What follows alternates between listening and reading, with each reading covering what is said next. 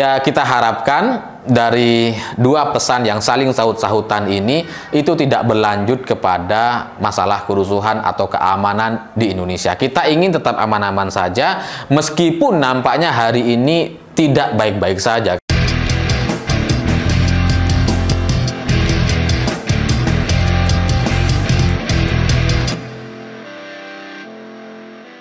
Selamat malam semuanya. Dalam 2 minggu terakhir ini saya melihat ada dua kekuatan atau dua pihak yang sedang sama-sama memainkan data intelijen yang mereka miliki untuk kemudian berbalas pantun di media massa.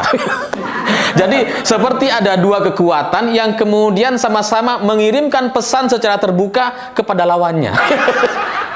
Ya, karena hari ini gitu ya, saya bisa melihat bahwa ada dua file atau dua berita yang kemudian ini saling bertolak belakang, tapi kemudian sama-sama disebut sebagai berita hoax atau dokumen hoax. Yang pertama adalah, yang pertama kali muncul adalah dokumen soal pemecatan seluruh menteri dari PDI Perjuangan termasuk Pak Mahfud MD dan pergantian kepala BIN yaitu Budi Gunawan yang akan digantikan oleh pihak lain. Dan data ini gitu ya, itu tercapture atau di foto, itu filenya seperti ada dalam iPad, terus kemudian ada yang foto dan disebarluaskan. Ini menyebar di banyak grup WhatsApp selama seminggu terakhir, lalu kemudian itu diyakini sebagai sebuah kebenaran karena salah satu nama yang tercantum di sana adalah memang pergantian Panglima TNI, dan itu sudah terjadi. Sehingga dokumen yang sangat-sangat rapi ini dan ditandatangani oleh Pratikno sebagai Menteri Sekretariat Negara,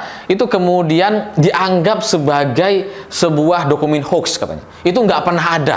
Jadi ketika dokumen ini menyebar di banyak sosial media kita, di grup WhatsApp dan Instagram atau Facebook, itu kemudian dibantah bahwa itu tidak benar. Itu bukan dokumen dari pihak istana atau yang dikeluarkan oleh Pratikno gitu. Tapi kalau kita lihat dan tanyakan gitu ya, lalu kalau ini tidak dibuat oleh Pratikno atau Kementerian Sekretariat Negara, lalu siapa? Karena kalau melihat dari dokumen atau kemudian susunan itu ya, apa namanya, desain dan layoutnya itu sangat-sangat formal sekali, sangat-sangat rapi sekali dan menyerupai Kemensetnek gitu. Jadi kalau ini tidak dibuat oleh Setnek, lalu siapa? Itu kan pertanyaannya. Sehingga kalau ini dianggap sebagai sebuah dokumen hoax atau ini tidak benar, yang membuatnya siapa? Karena bagi saya gitu ya, kalau ini dibuat oleh orang iseng, orang yang tidak bertanggung jawab atau orang yang ingin sengaja menyebarkan berita hoax dan itu tidak dibackingi oleh orang-orang kuat di belakangnya, maka rasanya tidak perlu waktu lama untuk menangkap orang yang membuat dokumen hoax ini. Tapi sampai sekarang itu nggak dipermasalahkan gitu. Itu hanya disebut sebagai, oh itu hoax, selesai. Jadi kita tidak diberikan ruang untuk bertanya siapa yang membuat dokumen ini. Dan tidak ada juga protes dari pihak istana yang keberatan dengan menyebarnya dokumen ini. Jadi dokumen ini seperti sengaja disebarkan oleh pihak tertentu, kemudian setelah nyebar di mana-mana, setelah diketahui oleh banyak orang, kemudian ini disebut sebagai hoax.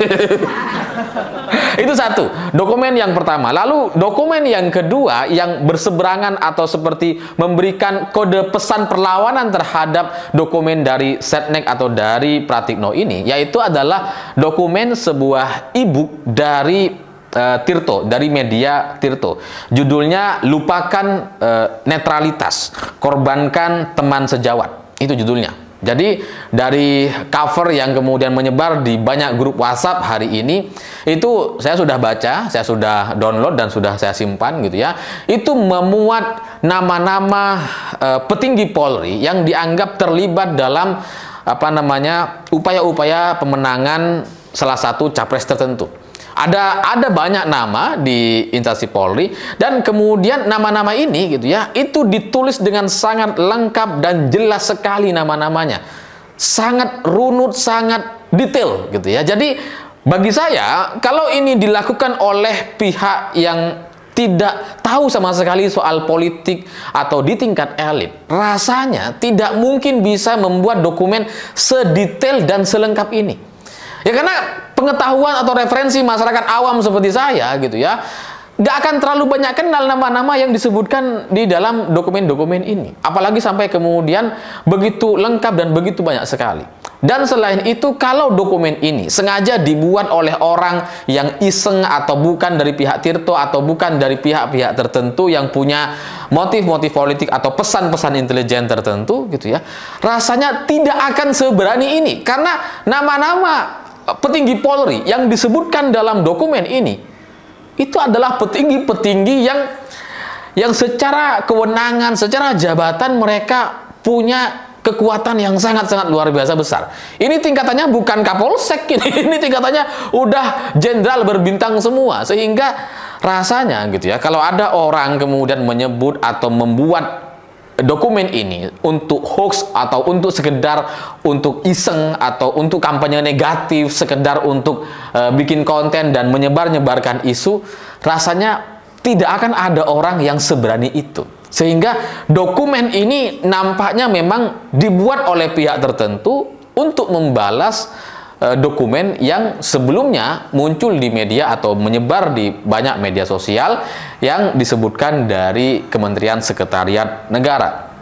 Nah, pertanyaannya sama, siapa yang membuat dokumen ini? Tirto okelah mengatakan bahwa sebagai sebuah media mereka tidak pernah mengeluarkan e-book yang semacam itu. Mereka tidak pernah mengeluarkan netralitas atau korban teman sejawat yang disebarkan seperti sekarang. Mereka tidak pernah membuat itu. Tapi kan pertanyaannya sama seperti dokumen Setnek. Layout, desain, dan semuanya begitu rapi, begitu luar biasa miripnya dengan laporan yang dimiliki oleh Tirto sebelumnya. Nah, pertanyaannya, ini siapa yang buat? Jadi bagi saya gitu ya, dengan dua layout, dengan dua setting desain yang sangat-sangat mirip, entah itu Setnek atau kemudian media Tirto gitu ya, itu seperti sebuah pesan yang saling bersaut-sahutan.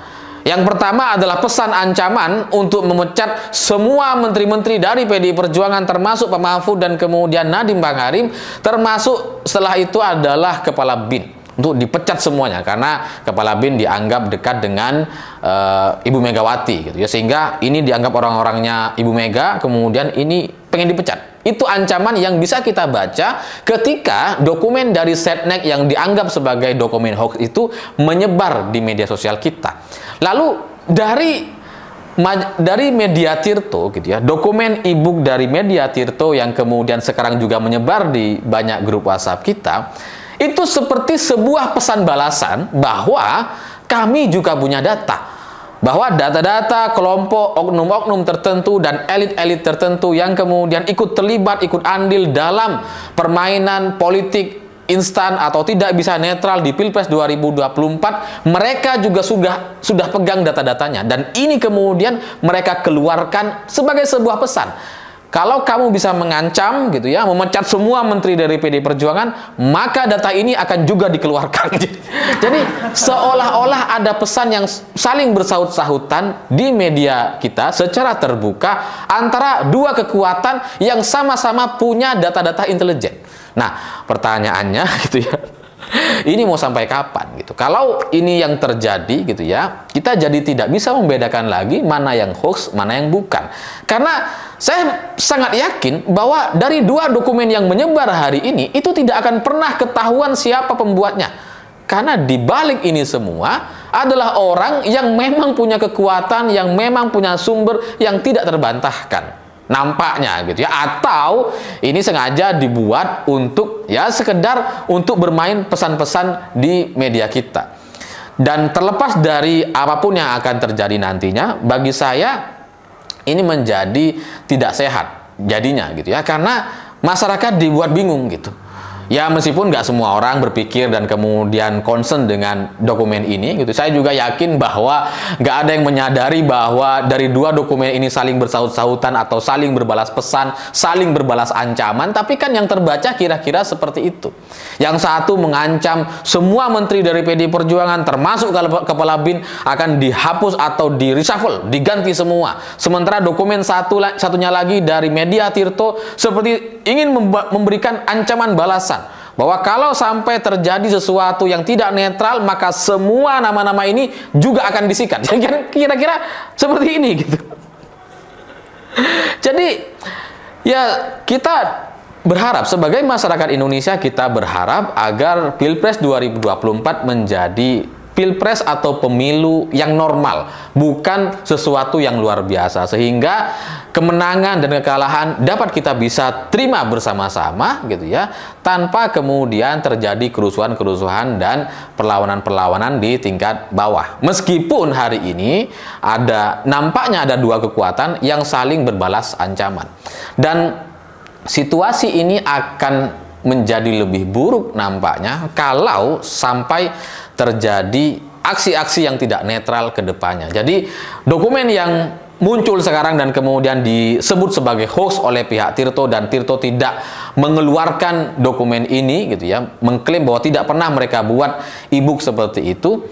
Mungkin memang bukan mereka yang buat, tapi kalau dari sisi layout, desain dan sebagainya itu kok mirip sekali gitu ya. Atau ada pekerja dari Tirto yang nyambi atau gimana gitu kan.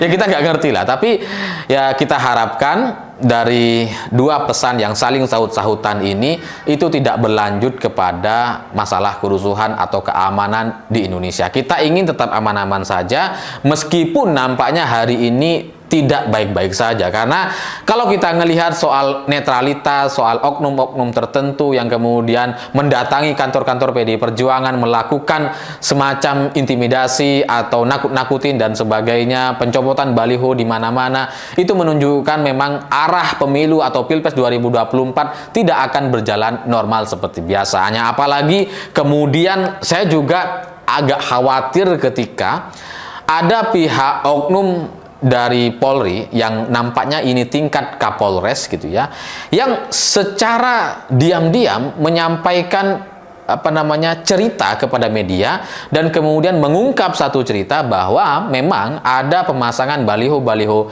tertentu dari capres tertentu yang diarahkan kepada mereka, dan mereka sebagai anak buah hanya bisa tunduk dan ikut karena itu merupakan perintah atasan.